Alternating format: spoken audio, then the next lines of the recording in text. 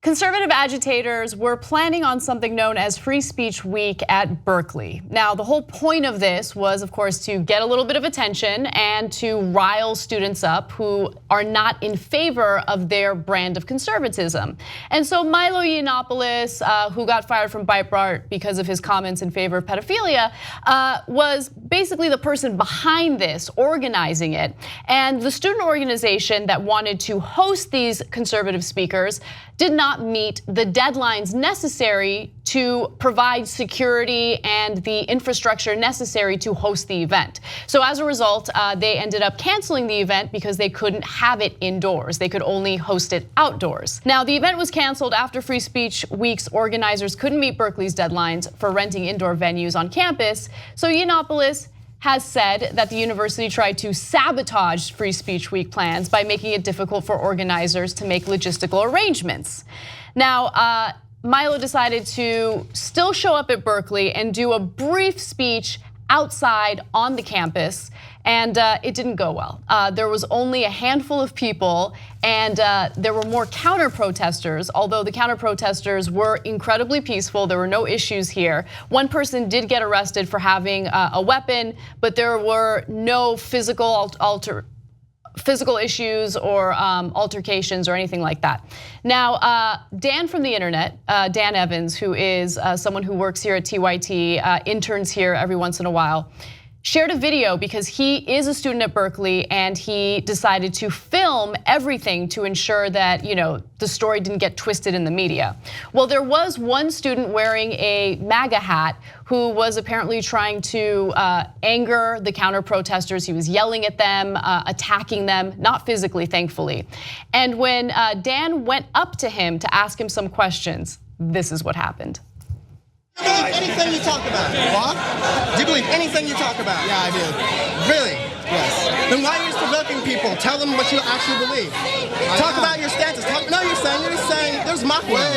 You're just dancing. Do you think that somebody... Immigrants are welcome here. Well, they won't let me talk. Say it loud, say it clear. She won't let me talk. Immigrants are welcome here. Let him talk for just a moment.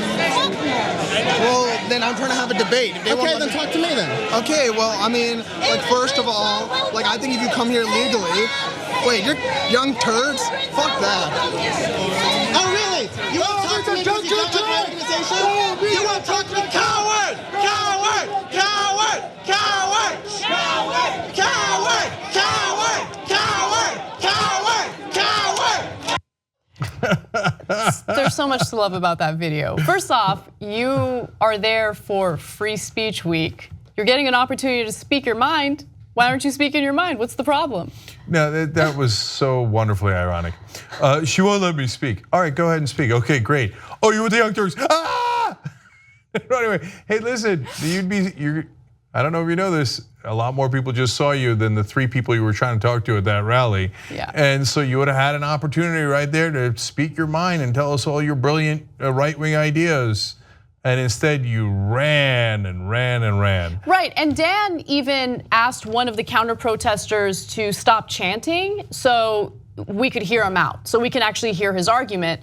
He doesn't have an argument. He started with, I just think if you're in the country illegally, he couldn't finish his thought. And so you think he didn't see the TYT logo on Dan's clothing before he started talking? Of course he saw it, but once he realized he couldn't finish his thought, he's like, oh, you're with the Young Turks, F you, and he walked away. Just try to formulate your opinion before you get involved in this type of activism. But this reminds me of a piece from Slate that we talked about on last week's show, where a reporter went up and asked all these people who were like, no, freedom of speech, I just want freedom of speech. Okay, first of all, do they want freedom of speech for Kaepernick? No, he should be fired. Anyway, but put that aside for a second. I just want freedom of speech, and then so the reporter asked, okay, great, then speak to me. What is it that you would like? And they're like, I don't want to talk to a reporter.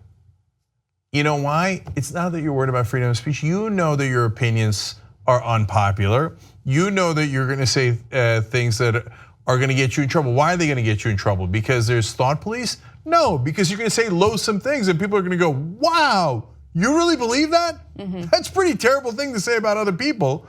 If you didn't think it was terrible and you thought it was wonderful, why wouldn't you share it with a camera? Right, exactly. And look, I think the way this whole Free Speech Week went down was perfect because think about it. Milo still appeared, okay? His fans knew about it. They could have went over there to see him, and only about a dozen people showed up. Oh, so sad. And so here's what would have made it 100 times worse. First of all, Milo's like, oh, it was a great success. Yeah, I'm sure it was. Right? 12 people came to see you. It was a great success. But it would have made matters worse, and he would have gotten what he wanted if people met him with violence, right? If people got up in arms, like protesting is fine, and I'm glad that the protesters kept it peaceful. The chants are fine, it's all good, right? But once you start throwing Molotov cocktails and damaging property and doing things like that, you are playing right into what they want. That is the exact response that they want. I mean, this was embarrassing for Milo. What did we tell you from day one? Just let them speak and a dozen dudes will show up. That's exactly what almost happened here. I would, look, of course you do any protest you like, and God bless your heart, we love protests, but for them, they want the protests. He's an insignificant figure that no one in America, even the most loathsome right-wingers, won't hire. So just let him go out there with his 12 buddies, and the next time it'll be 7, and the next time it'll be 3, and it'll be wonderfully embarrassing. Don't worry, we'll send Dan from the internet, we'll record it, you'll get to laugh at him afterwards. Help us build independent media together. TYTnetwork.com/join.